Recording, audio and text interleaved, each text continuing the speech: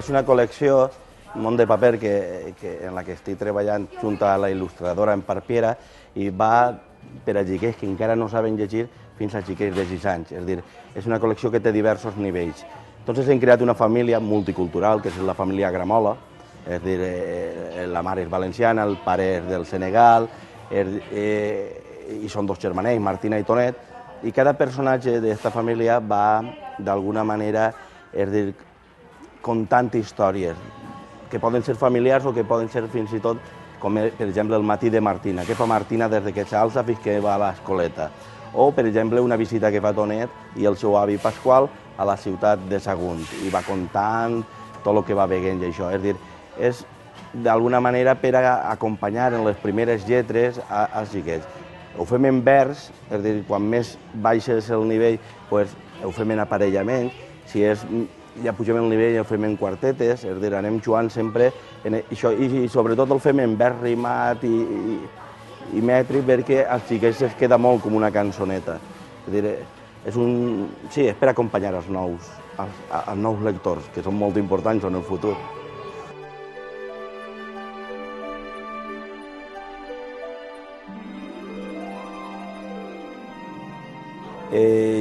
Jo, com a escritor, me vaig iniciar primer com a lector. És molt important, és a dir, ser un bon lector per arribar a l'escriptura.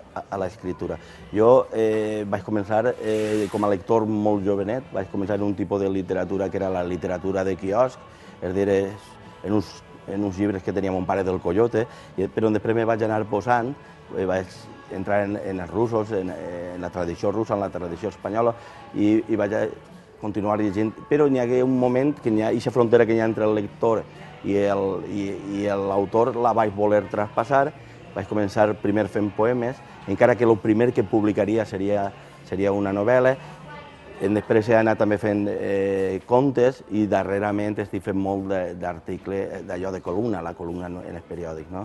Faig 2 columnes setmanals.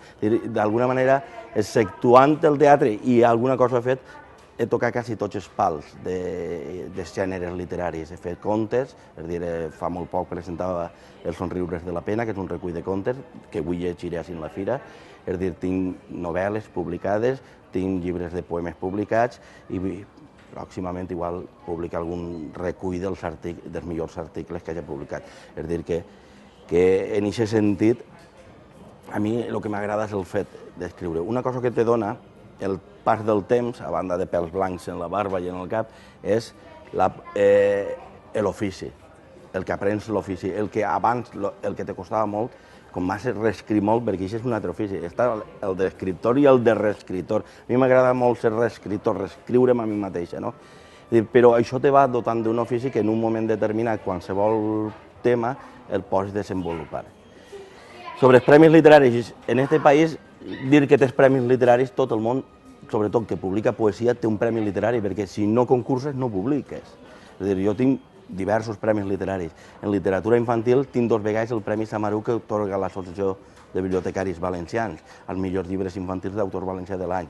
És a dir, en poesia tinc el Premi Antoni Matutano o el Paco Mollà, un és d'Almassora, l'altre de Petrer. És a dir, en narrativa, el Premi Camp de Morvedre. És a dir, tinc un grapat de premis, però per a mi això no és l'important. Bé, és important perquè te dona la possibilitat en alguns gèneres de publicar, i això és fonamental.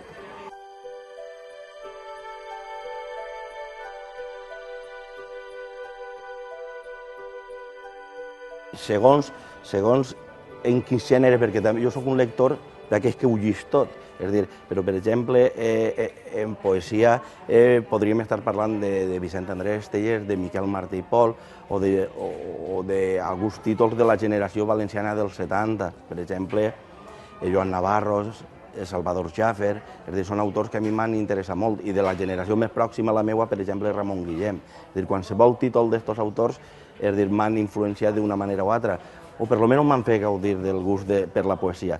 En assaig, per exemple, un dels grans escriptors és Josep Pla, el Quadern Gris de Josep Pla, o qualsevol llibre de Fuster, de Joan Fuster.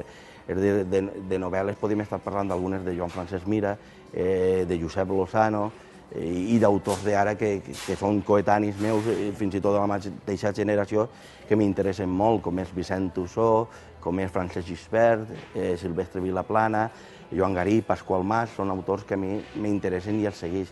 Jo sóc un lector voraç, saps? I ho llegeixo tot, i després, com estem tot això de lo digital, tinc un blog en el que vaig fent això, fent ressenyes dels llibres que llisc i sobretot també de la música que sent. També m'agrada molt la música.